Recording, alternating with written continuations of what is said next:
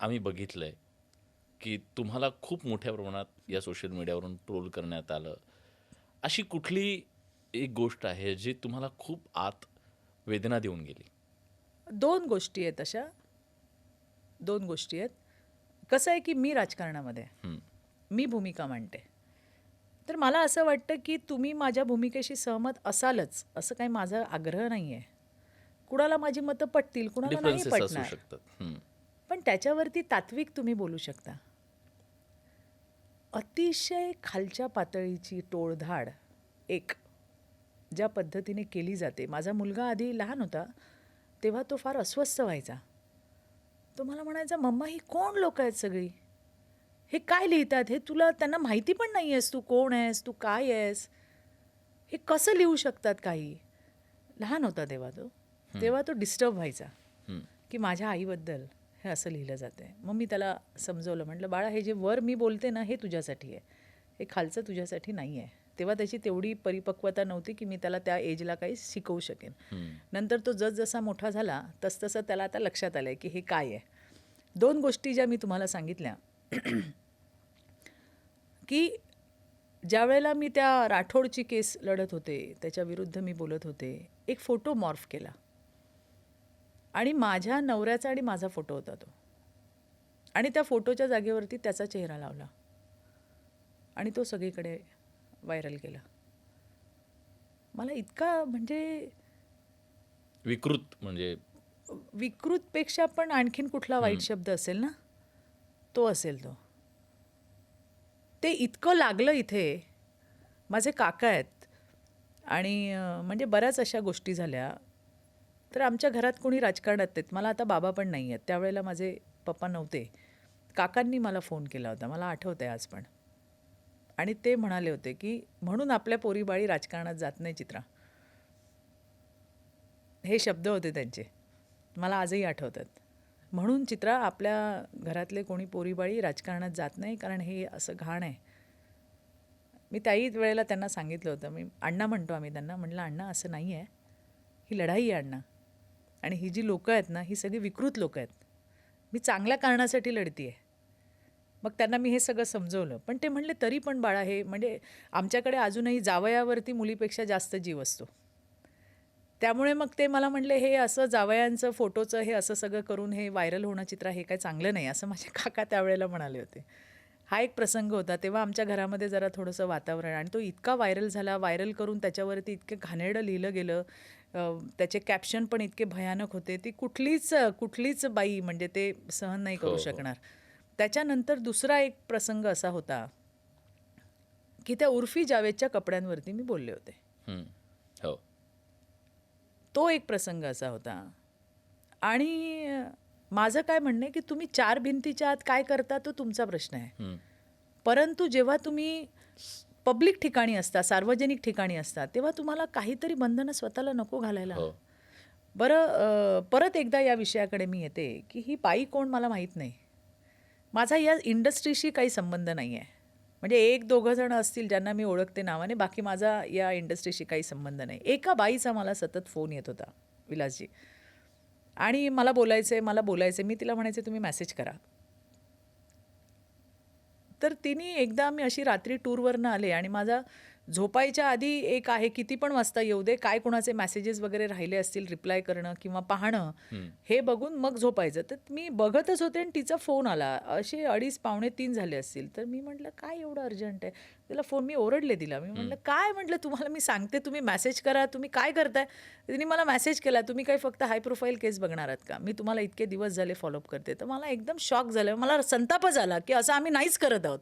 कसं काय असं ब्लेम करू शकते?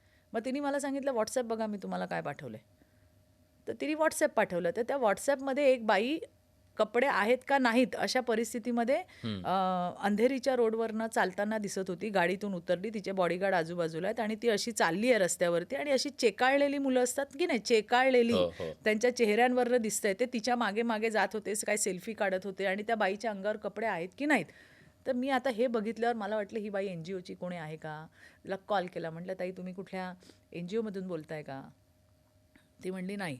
म्हटलं, "तुमची काही कुठली संस्था आहे का? हे कशासाठी मला पाठवलं हं. आहे?" तर ती म्हणली, की "मी माझी संस्था नाही आहे आणि माझं कुठलं काही सामाजिक वगैरे मी काही काम करत नाही. म्हटलं मग हे मला का पाठवलं? आणि हे बघत असताना माझा मुलगा आला की तू हे काय बघते, हे घाण आहे फार. मग त्याने मला माहिती दिली की ही कोण आहे आणि काय आहे ती. अशी माहिती, बाबा हे मम्मा हे तू काय बघते या बाईचं, हे काय असं असं आहे म्हणून त्याने मला सांगितलं. मग दुसऱ्या दिवशी त्या बाईचा मला पुन्हा फोन आला. ती मला म्हटली, हे बघा हे तुम्हाला पाठवण्याचं कारण हे आहे की कुणीतरी यावर बोललं पाहिजे. म्हटलं काय बोललं, तरी पण मला काही कळलं नाही बरं का. मग ती मला म्हणाली की मला तुमच्याकडनं कुठली शासकीय मदत नको आहे, मला तुमच्याकडनं कुठले बेनिफिट नको आहे. मी अतिशय चांगल्या घरातली बाई आहे, माझा संसार आहे, माझी 9 वर्षाची मुलगी आहे जी शाळेमध्ये जाते, परंतु तिच्यावरती रेप झालेला आहे आणि अजून आम्ही त्या ट्रॉमातून बाहेर आलेलो नाही आहोत. मी तिची आई बोलते आहे. तर म्हटलं मला हे ती म्हणते हेच मी तुम्हाला सांगते आहे की ह्या ज्या अशा उघड्या नागड्या बायका फिरतात, ज्याने ही सगळी समाजातली मुलं माणसं चेकाळली जातात, त्याच्या विक्टीम माझ्या मुलीसारख्या मुली होतात. म्हणून यावर तुम्ही बोललं पाहिजे. मला माहिती होतं माझ्यावरती टीका होणार आहे. मला माहिती आहे मला त्याच्यानंतर कित्येक राज्यातल्या महान महान महिला नेत्यांनी उपदेशाचे डोस पाजले. संविधानात काय लिहिलं आहे, कुणाला काय वाटेल ते त्याने घालावं आणि काय करावं. मी म्हटलं तेच लिहिलं आहे ना की घालावं, काहीतरी घाल तर खरी, हेच तर मी म्हणते आहे. म्हणजे मला फार नोटीस वगैरे पाठवल्या होत्या. आणि त्यावेळेला म्हणजे तुम्हाला मी कारण सांगितलं की मी हा मुद्दा का घेतला. त्यावर मी बोलले, त्याच्यावरती केवढं गाजलं हे तुम्ही बघितलं. सगळ्या महिला नेत्या तुटून पडल्या होत्या माझ्यावरती, या राज्यातल्या मोठमोठ्या. नोटीस बिटीस मला आता तुम्ही नाही पाठवल्या. तुटून पडत नाही, त्यांच्यावर. ऐका ना, सांगते तुम्हाला मी. पुढचाच मुद्दा आहे की माझ्या मुलाचा फोटो लावला हो तिच्यासोबत. सांगा मला, मी कोणासाठी लढायचं नाही. सोशल मीडियावरती माझ्या मुलाचे फोटो त्याची व्हायरल. किंमत मोजावी लागते. नाही, एक वाईट आवाज वाटलं ना उठवल्याशिवाय. मला वाईट वाटलं ना. मला वाईट वाटलं ना की आई काम करते आणि त्याची किंमत माझ्या नवऱ्याचे फोटो मॉर्फ करायचे, माझ्या मुलाचे फोटो व्हायरल करायचे. काय आहे, मी कशासाठी भांडतीये? मी ही विकृती थांबावी म्हणून वाढतीये. भांडत होते ना, एका आईचा मी आवाज ऐकला म्हणून मी भांडत होते ना. मग त्याची किंमत माझ्या मुलाचे फोटो व्हायरल करायचे. याच्याबद्दल काही कायदा होणं गरजेचं असं तुम्हाला नाही, वाटतं? 100%. ह्या अशा प्रकारच्या- आता तर देवेंद्रजींनी केलेलंच आहे. तुम्ही बघितलं की ज्या पद्धतीने सोशल मीडियावरती महिलांना वाईट पद्धतीने लिहिलं. आणि तुम्हाला सांगते मी, याच्यावरती कायदा आता देवेंद्रजी आणतातच आहेत. म्हणजे आत्ताच्या अधिवेशनामध्ये त्याच्यावरती बोलणं पण झालंय. पण तुम्हाला मी सांगते, आपल्या कायद्यांमध्ये IT कायदा आपल्याकडे आहे, पण त्या IT कायद्याला दात नाही आहेत आणि नखं नाही आहेत. म्हणून देवेंद्रजींकडे आम्ही मागणी केली आहे की तुम्ही केंद्राला शिफारस करा. 2000चा IT ॲक्ट आहे आपला. आणि आता काय झालं, क्राईमचे स्वरूप पण बदलत चाललेत. आता लोकांना उचलून आणतात, ज्यांनी केली आहे त्यांना ठोकतात, टाकतात आणि 4 दिवसांनी पाठवून देतात. आता ही विकृती आहे त्यांची.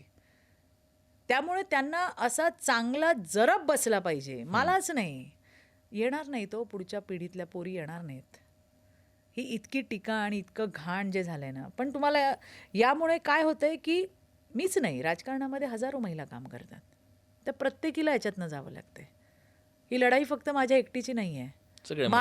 मला भीती आहे ही की कदाचित जर हे असंच चालू राहिला घाणेरडपणा, तर काय होईल की ज्या पुढच्या नवीन येणाऱ्या पोरी आहेत ना, त्या धजावणार नाहीत ना.